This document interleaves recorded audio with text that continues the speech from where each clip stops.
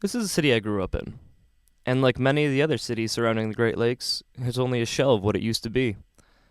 We're usually the butt of sports and weather jokes in the US, but oddly enough, I feel like those are some of the things we're most proud of.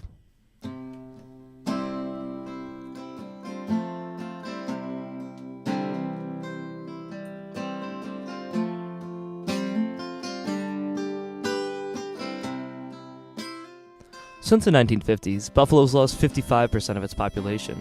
And when everybody left, they not only left behind beautiful architecture, but buildings that literally had history built into the walls. There have been a lot of questions about what to do with these buildings, mostly houses that for one reason or another found their way into city ownership, so the city created the Urban Homestead Program. This program allowed anyone who had access to an extra $5,000 to buy these designated eligible houses for $1, as long as you could get the building back up to code in 18 months, and you were going to live there for 3 years. It's not always about saving an old house, though. It's about saving our city and its history.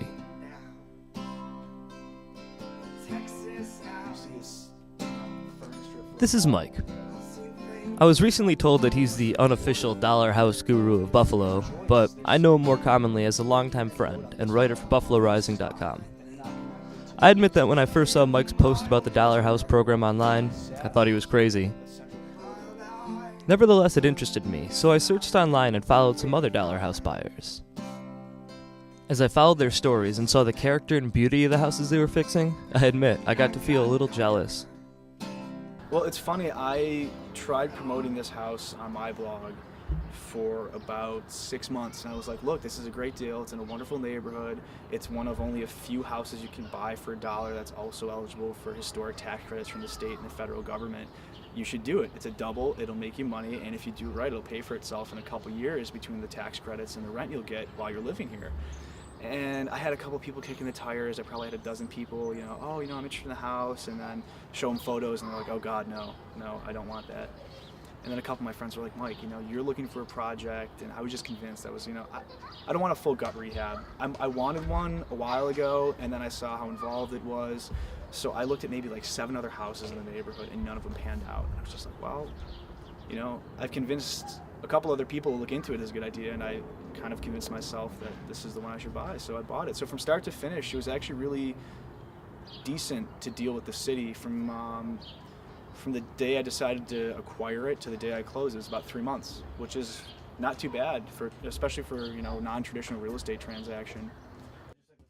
Well, there weren't any really hiccups or anything, because I think they expedited it a little bit because I was buying it over winter, so they're concerned, if it's the worst season to buy a house, they kind of push the paperwork quicker if they can.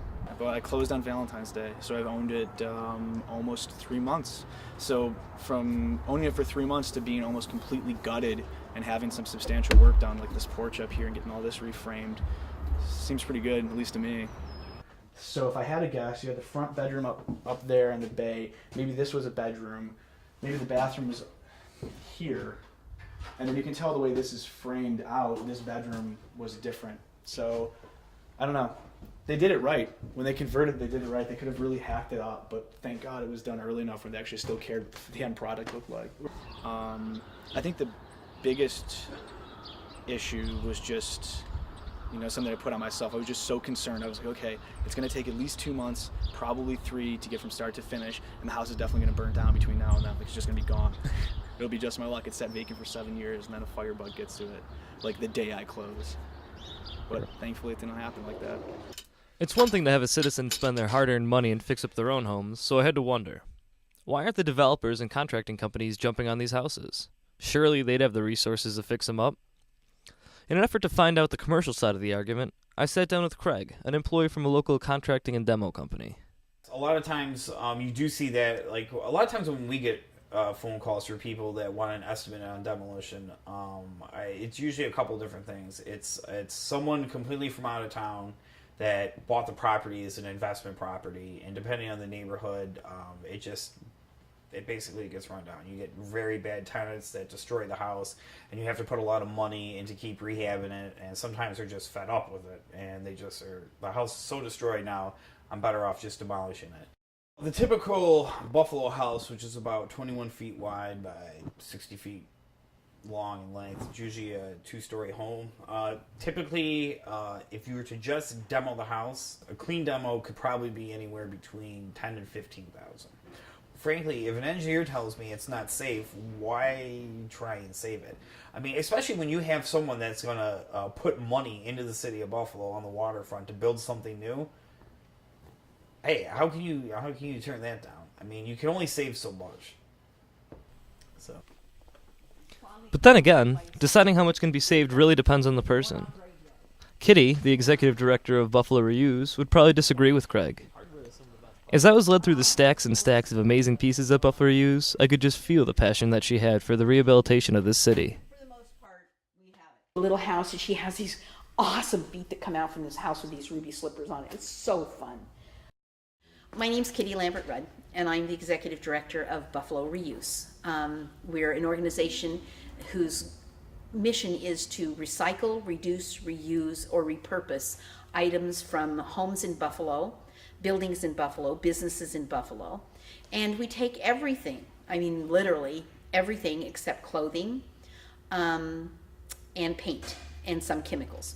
But beyond that, if you got it to recycle and you think it can be repurposed, reused in some way, then we're here for it. About a third of our business is contractors, a third of our business are homeowners, and a third of our business are artists and crafters. So we have a very diverse group that come in to find all kinds of things, sometimes a door to reinstall in a house that has a missing door, and sometimes a door to turn into an amazing headboard. Every year, hundreds of thousands of tons of waste go into the landfill that aren't waste. Success with our grandparents was the concept that if you're successful, you can remove it and replace it even though it's not worn out or used up. That was how you could tell that you had arrived, that you were financially successful, was you could throw something away that was still good. Now it's becoming what's choking our society to death. Mankind is going to have to rethink how it uses, reuses, repurposes, and reduces the burden that it puts on this earth every single day. Wood frame structures are fantastic, especially old growth lumber. You know, you build a new house, if you built the identical house next door and left both of these open for a year, the other one, the newer construction, will look a hell of a lot worse than this one. And you even see it, it's kind of those like vinyl McMansions they build in various parts of the east and west sides. You see them empty, you know, as quick as 5 years after they're occupied, and the house next door that's been empty for 10 years is doing better, and that one's ready to fall in on itself. You couldn't pay me enough money to live in Clarence. I would rather pay the money that it costs to live in Clarence to live here, as it is now.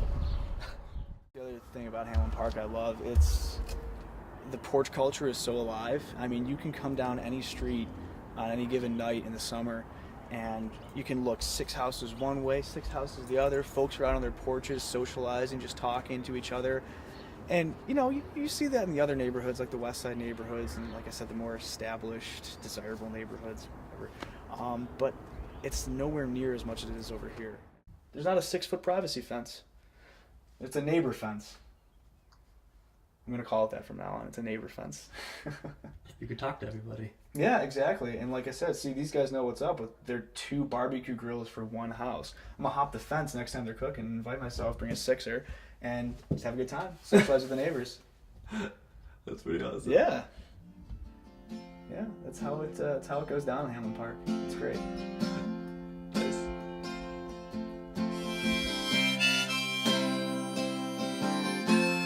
It's kind of like Buffalo's biggest naysayers are in Buffalo. You know, it's just people that have been here for so long. They're just, you know, it's only going downhill. It's never going to get better. But it seems the tide is changing, especially as younger folks are, you know, coming back and taking over and saying, look, these neighborhoods haven't seen investment in years, and I'm interested in an urban lifestyle and starting a life here. And you know, just investment keeps rolling through neighborhoods. It's great. I know it's